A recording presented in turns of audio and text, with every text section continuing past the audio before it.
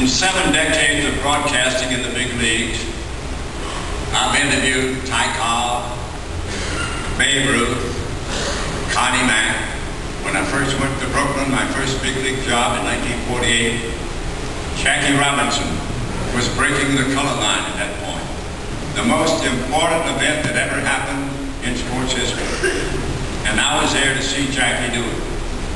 Then I went to the New York Giants, and I was fortunate enough to see the debut of the best player that I ever have witnessed, Willie Mays, the great center fielder for the New York Giants. Made his debut May the 25th, 1951. And I went to Baltimore and saw the great Brooks Robinson play his first game. He went 2 hits in 4 trips and told himself, oh, this is pretty easy. He called his dad that night and said, the big leagues aren't as tough as I thought they were, Dad. His father down in Arkansas said, well, just wait a few games. He didn't get a hit for the next 20. So Dad had pretty good advice, didn't he?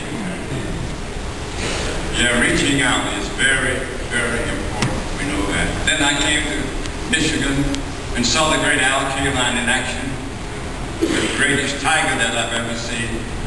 But all these players, they didn't have the impact on me that a young rookie catcher did.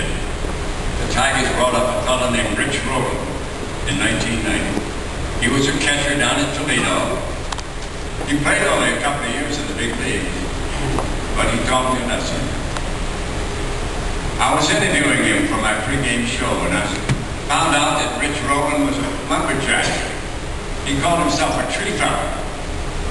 And he was a lumberjack out in the great Northwest. Those great sequoias and redwoods. And they reach up into the sky, 370 odd feet. That's like taking 3 football fields and standing them one on top of the other. And looking up to the top of those trees. And I said, Rich, those trees are so big and so tall. They must have a tremendously deep root structure.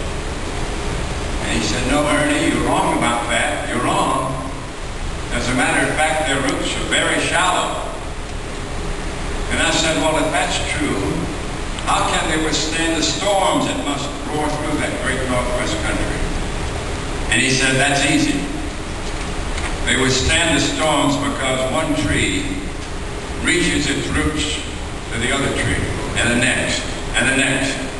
And by each tree reaching out to the next, they form a network where they can stand up against those great storms.